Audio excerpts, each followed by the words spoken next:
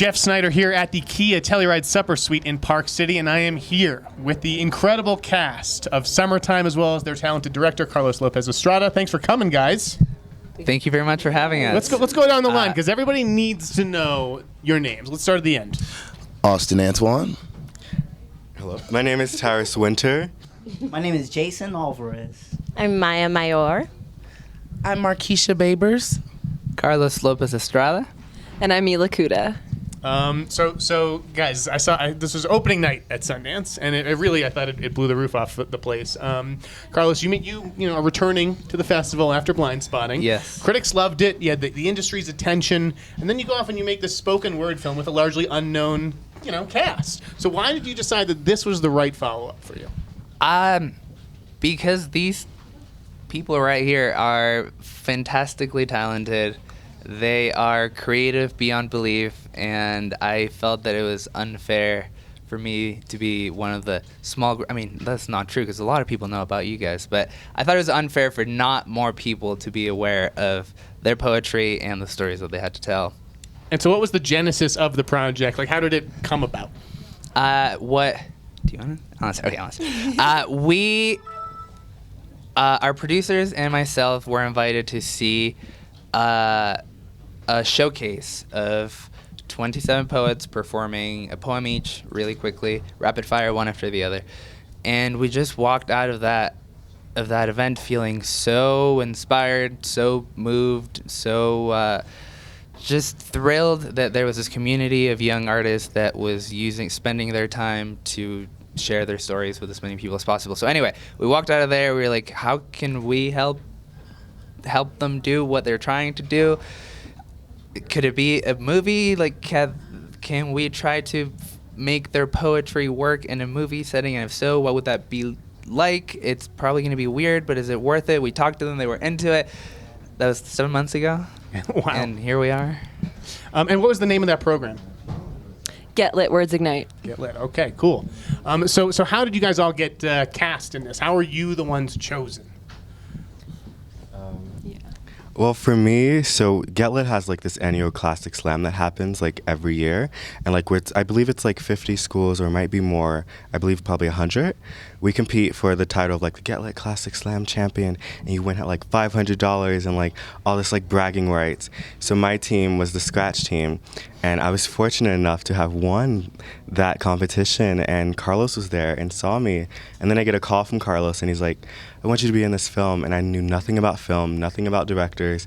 So when he like called me, I was like, this is Los Angeles. You know how many scammers are in Los Angeles? And then I was like, So I like kind of believed it, but then he was like, oh, I know Diane. I was like, okay, never mind. I was like, I digress. Tyris was one of the Tyris and Jason were both the final two pieces of the cast, and that's because we went to that classic slam, which happened in, when did it happen, Diane? Happened in April, and we saw their performances. We were just like, how we cannot make this movie without these two people. So, you remember that call too?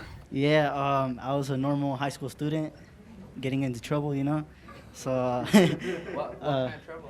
what kind of trouble? Probably like just talking and not doing homework, Yeah. I do know. Writing on my tests because I was bored. Yeah, but yeah, I competed in the classic slam as well, my first year. Mm-hmm. I was still new to poetry. I just got up there and told my story, being truthful and honest. And my English teacher, Miss Koenig, shout out to you. She's like, oh, you got an email from Diane. Like, I got an email from Diane saying that you want to be in a movie. And I was in her second period. So I was like, what, a movie? I thought it was going to be like a short film or something like that. I was like, you know what, it won't hurt, Cool. Tell her, yeah. And then, like, I came to the first meeting. I was like, damn. Whoa, that's cool. Yeah. Like, I was still new. I didn't know anyone, Sure. Yeah. I was like, that's right. How long have you guys been writing poetry and practicing spoken word? I have been writing poetry since I was 9. I've been like practicing like actively doing spoken word since I was 15.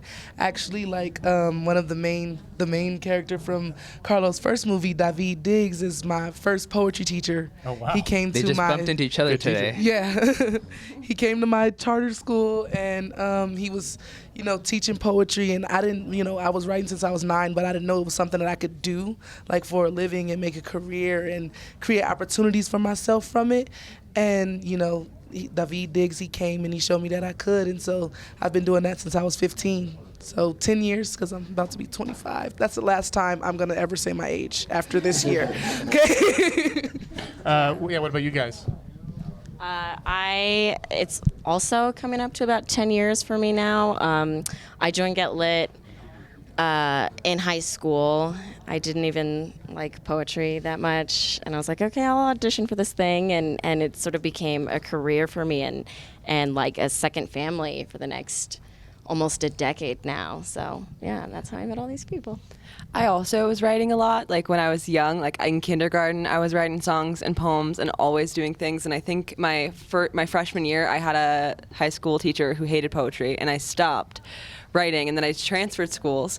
All of a sudden, I had a teacher who like signed me up for creative writing, saw something in me, put my name on an open mic list. I was nervous as heck. I like threw up a bunch before performing. I had like the biggest amount of stage fright.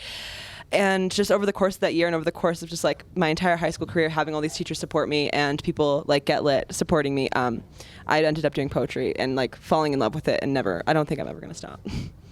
Well, Austin did. I've been writing stuff for quite some time. I didn't know that I was involved in poetry when I was first writing. I just was rapping and doing like performance stuff, and I was used to for like over 10 years now, I was like writing and freestyling and working in a rap environment, and then I got the chance to step into Get Lit and do coaching for some of the youth poets, and I was like, I don't know how this is going to work on my side. And then I, was used to rhyming to impress, and then stepping into a poetry environment, people were like, oh no, it's expression, and I would say my verses and people would snap. It's like, oh, I guess I am a poet. This is what poetry is like. And then from there, it was like stepping into wearing the poetry coat. And so I guess I've been claiming the title of poet for the past 3 years since being involved with Get Lit. Yeah. So to me, the only thing better than actually being cast in a movie is telling everyone that you've been cast in a movie. So how did your friends and family react when you guys shared the news? You can go down the line or whatever. My brother has been like crying nonstop every time I send him a picture. My brother like really, really loves film, and it's like he is just sending me all these pictures of him crying. He's the one that sends me all the reviews. Like he's like staying on top of it way more than I am. My parents, both of them, like are just amazed, and I think also some of my friends are being really, really funny about it. They're reposting absolutely everything. Every time I log on Twitter, my friend right now has a running joke where she just keeps being like Mila's at Sundance, and like completely unrelated fact, Mila's at Sundance, completely unrelated. Every single tweet, she's just like adding that in because she's hilarious. It's wholesome. Every review except the Hollywood Reporters. Right. Right. Shots fired. I think like my family, they were really, really supportive. Like nobody in my family has like ever gotten like past the front step of our neighborhood, you know what I mean? And so like everybody was like super, super supportive, and my fiance was like he came with me to like every film like day. Like he was like there every day for filming until they were like, okay, we're locking set. Like so like everyone was super supportive in it, and it really like made it so much more better and so much worth it. They didn't really care. When my mom found out that we got into Sundance, she immediately tried to get a ticket. She was so excited. Is she here? Yeah. Well, I think she's leaving today, but she got a hotel room and everything because she loves Sundance too. And I acted in the past, but I've never done a feature film. So for all of us, it was just the most exciting thing possible. Jason? Well, my parents didn't care. They're Hispanic parents, so they just care about college. So, and they don't know nothing about this, you know. Where you want to go? Me? Yeah. Probably Academy of the Arts. Okay. Yeah. You just got in. Yeah, I just got in. Congratulations. You got his acceptance letter like Going in the 2 fall. weeks ago, right? Yeah, going in the fall. Tyris? Well, for me, my friends were just so supportive of me. When they found out that I like got into a film, because I was trying to keep it low key, because I was like, I don't want anybody to know. And then, like, when I posted on my Instagram one day, like, it was a picture of me like in a limo. People were like, "What the fuck is going on?"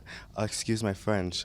And I was like, "What is going on?" And I was just like, I'm kind of in a movie. And then the DMs like started going up. People started like, "Oh my God, you're amazing." And I was like, thank you so much. And not only just my friends, like people like Diane were just so supportive of me and just helping me like stay afloat like through the entire filming process. And it was so just amazing and inspiring. Yeah. My family was like, "Oh, you're in a movie," and I'm like, "Yeah." And they're like, "What does this mean?" And I'm like, I don't know, but this is cool.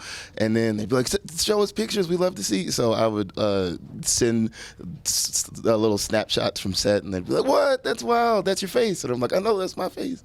So that was the reaction. Austin, can I tell a quick story? Sure. So we had a premiere a few days ago, and then we all went out for dinner. And Austin was a little bit late because he was doing, I don't know what he was doing, texting some people. We were like, "Hey, meet us at this bar." Anyway, he walked into the wrong bar. And do you want to just say what happened? Sure. I walked into the wrong bar thinking that it was the spot that everybody was having dinner. And I was like, "Hey, is this the spot?" And then one dude immediately comes up to me and he's like, You're the mama guy. Mama. Is it? And I was like, "Yeah. Oh, yeah, that's me." And he's like, "No, the movie's great. I loved what y'all did and your character." And then we got to talking about just the whole process of Summertime.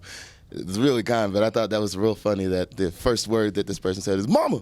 And I was like, yeah, what? And they bought him drinks, Yeah, it bought me a beer. It was kind. Now, Carlos, I wouldn't dare ask you to name a favorite, but was there a scene that you liked shooting the most, or a vignette, that kind of thing? That is an unfair question. This is gonna sound like I'm just being untruthful here, but I think all the people that are here gave. No, that is not true and is not right, because the people that are not here also gave beautiful, beautiful performances. I don't know. Look, Mila wrote 2 poems for the movie, and they're both absolutely stunning. She wrote one for the movie, and then she wrote one in post-production that it ended up becoming like the overture for the movie.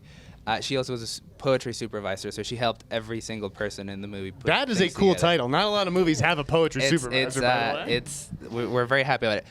Shooting Marquesha's scene was one of the most transformative experiences of my life. I will never forget that day.